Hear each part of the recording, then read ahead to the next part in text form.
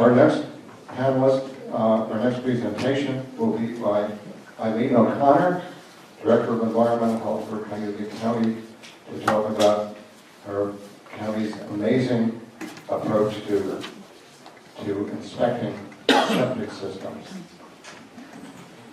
Eileen?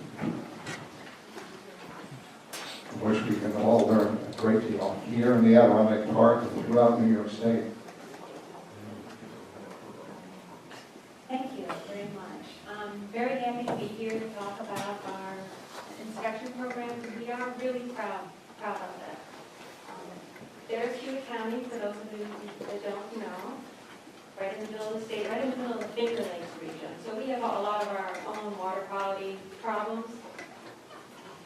There is our county closer up, and we have more lakefront property than any county in New York except for those on Long Island.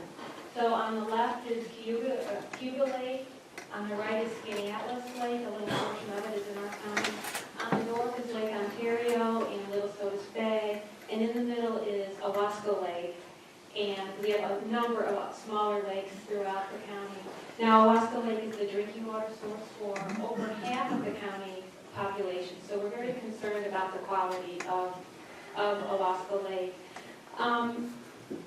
Back in the early 90s, bathing beach samples, there's a public bathing beach right at the northern part of Owasco Lake, and bathing beach samples indicated that there were coliform problems. And so the powers that be back then decided we needed to do something about that, and one of the main things they said to do was the septic system, and get a handle on septic system. So basically our sanitary code, which was adopted in 1994, requires the periodic inspections of all septic systems throughout the whole county. It also requires that at a property transfer that you have an inspection, but also that you have a pump out of your septic tank. It also requires that all septic system proposals for new, or if there's a modification or repair, they must be approved by our office.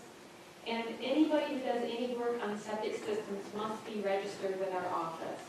And that's been really helpful to minimize the midnight installer that installs things inappropriately. Because the contractors who are registered, they want to make sure that everybody else is doing the right thing, and so they'll tell on each other. And our Board of Health takes it very seriously that if a contractor installs a septic system, the minimum, without approval, the minimum fine is $500. And that's a big chunk of money for a contractor in our area. There currently is no New York State requirement for inspections of septic systems, and I'm pretty sure we are the only county in New York that has it. I know there's a couple municipalities, there's one up on Sodas Bay that has some small municipality, and then also Cayuga Lake, not Cayuga Lake, but Cayuga. They've got some program that also has some inspection requirements. So how do we do this? You know, back when this started, of course, where I'm from, and probably here too, nobody wants to increase the size of local government because of taxes. So someone came up with a great idea to privatize the program. So it's kind of like getting your car inspected. You go to the gas station, private gas station, and they follow a protocol that the state requires, and then you pay that private gas station. So what our program is the same thing, that we have trained private individuals to do this inspection. And the homeowners then pay for the inspection directly to this private individual. So there's no money that really comes back to the county for that. The cost for these, for the periodic inspections, cost about $60 to $80. And that was one of the concerns early on, was the cost of this program. And it's interesting, when this program first started in 1994, we had a meeting with, we had a training for the inspectors, and then we asked them on a piece of paper, write down what you think an inspection is going to cost. And the average was about $150 to $200, and we were thinking, oh my goodness, the public, they are not going to be happy with that. But due to competition and everything, the cost really is quite manageable and reasonable. So we require our code has some requirements for the inspectors. They can be, of course, an engineer and an architect, code enforcement officer, water treatment operator, or wastewater treatment operator, or a person with experience in septic systems, or other qualifications. We put them through a 3-day class that includes a field component, and they have to take a test, and then every 2 years we have a recertification. So every 2 years they have to come back and be trained by us. So our goal was to create an affordable inspection that would identify failing septic systems. And it is not perfect, and we get criticized periodically that there are ways to game the system, I guess, because people call the inspectors at their schedule, and they probably won't, if you know what you're doing, you're not going to call in March or in April when the septic system might be more stressed out. They're going to call like in August when it's drier. And we realize that. And we don't require that in the inspection that you open up a septic tank or that you uncover the distribution box. And the reason we don't is to keep the cost reasonable. And our goal was to catch those flagrant failures, where sewage is like really on the ground surface. Also, in spite of the fact, that I said it's $60 to $80, we are really from a rural county where there's a lot of, poverty. A lot of people can't afford that $60 to $80. So we do have a program, a voucher program, where some of our inspectors agree to accept $30 for the inspection. And so if people can't afford it, we tell them they can go ahead and submit, an application to our office, and if they meet the financial requirements, then we give them a voucher. And they hire one of the inspectors that will accept the voucher, which means they're only going to get paid $30 by the county. So we have a little fund that helps people who can't afford it, which is really helpful. So I just thought I'd throw in a picture of Owasco Lake because it's pretty, and we love it there. Now, how often do the inspections have to occur? Well, when the code was first developed, the primary water bodies were Owasco Lake and Little Sodas Bay. And so properties fronting those lakes the septic system on those properties have to be inspected every 2 years. Properties 500 feet away from those lakes, those two water bodies have to be inspected every 3 years. Properties within the towns surrounding those lakes and within the watershed of those lakes have to be inspected every 5 years. Everybody else in the county has to be inspected every 7 years. So, for those that have to be inspected every 7 years, really $60 every 7 years is really not much of a cost. One of the things that we do have in our program that really was the best idea, I don't know if you thought of it, is a variance committee. So we have a variance committee, and they are 3 volunteers from the community, and they get to hear requests of variances when people feel that they can't comply with our code for whatever reason. And sometimes people come in and they're just so upset that they have to do this, but then when you tell them, oh, why don't you come to the variance committee? And they just want to have someone listen to them that's not government. The variance committee, they're not employed by the county. And then usually if the variance committee still denies them, they go away much happier. So it was the best idea. So I looked at our failure rate. I didn't start from the beginning of time, but it appears over recent years to rate between 1.6 and 3.2%. And you can see a lot of inspections are done every year. And we have like 16,000 septic systems in our county. Now the failure rate, you might think, well, that's kind of low. When you think of the total numbers, it seems higher, but one of the things, we send out notices to the areas that are due every year. So certain towns are due,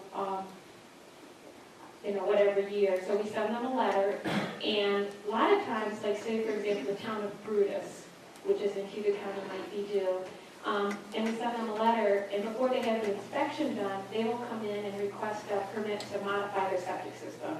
And so we don't count them as failures, but we know they are failing because they came in to repair their septic system before the inspection was done. So we're getting, so I think that number is lower than what we actually see.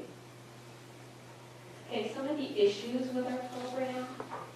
tracking who's due for inspections, 16,000 people, and, it's, everybody's on a different schedule depending upon where they live. So this is really, it takes a lot of administration. I have probably 2 people in my office, maybe 1.5, that work full-time just on this program.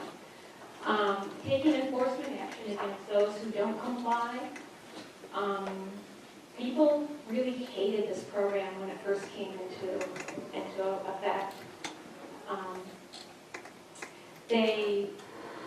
Oh my God, the calls that we got when we first sent out letters to the first group of people, I felt like we should get bail pay or something. It was just terrible.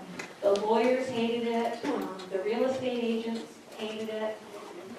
So what we did is, we went out and met with all these groups. I'm pretty sure we went to like every town in the county to talk to them about our program. We had meetings with the attorneys who did real estate transactions. We had meetings with the realtors. I'll tell you the truth, the realtors were the toughest crowd. They were really upset about our program. But so when our program first started, people really did not want to comply, and they were very unhappy about it.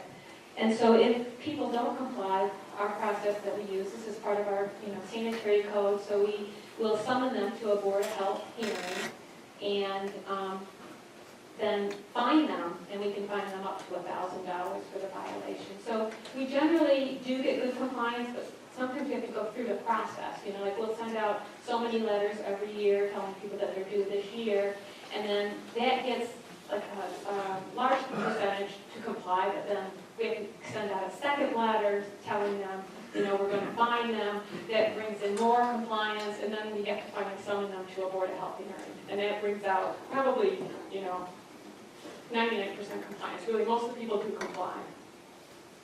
Another issue is that the inspectors do not work for the county.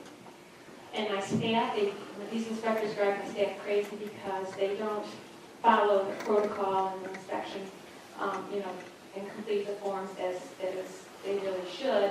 And like if they were my staff, I could, tell them that they really need to do this, or they're going to do this or whatever. So these people don't work for us, and they don't have maybe some of the work ethic that we would require if they did work for us. But so we sometimes have to send the inspection forms back and say you didn't fill it out properly, resubmit it. Another issue is our database system has been really a nightmare. So if anybody is going to, thinking about doing this, that's one thing you need to spend some time on up front, and some way to manage all of the numbers of properties. How do you identify them? We started out by using tax map numbers, but then we changed to 911 addresses. So the database system is crucial to having a successful program. And then another issue is the scarcity of funding for repair our failing septic systems. When we do find a septic system that is failing, we require them to fix it. We send them a letter telling them they have so many days to repair it. And sometimes we'll just can't get money.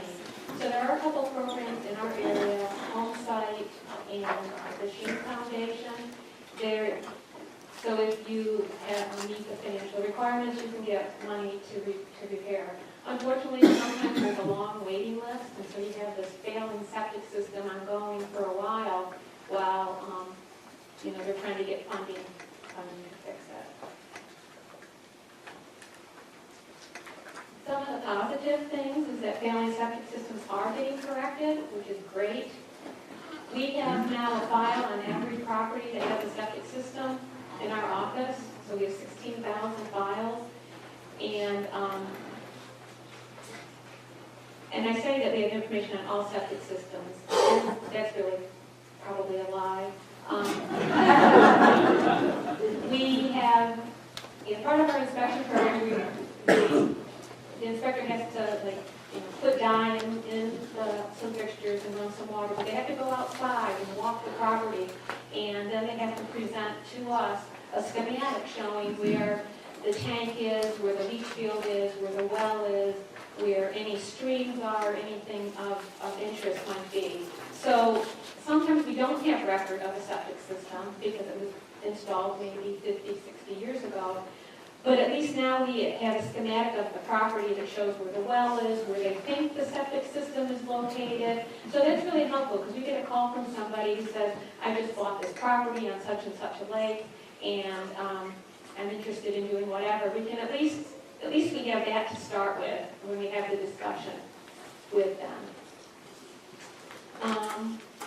And now energy can be spent on other sources of pollution too. And I don't know, everybody always points their finger, oh, it's not us, it's this, somebody else is polluting.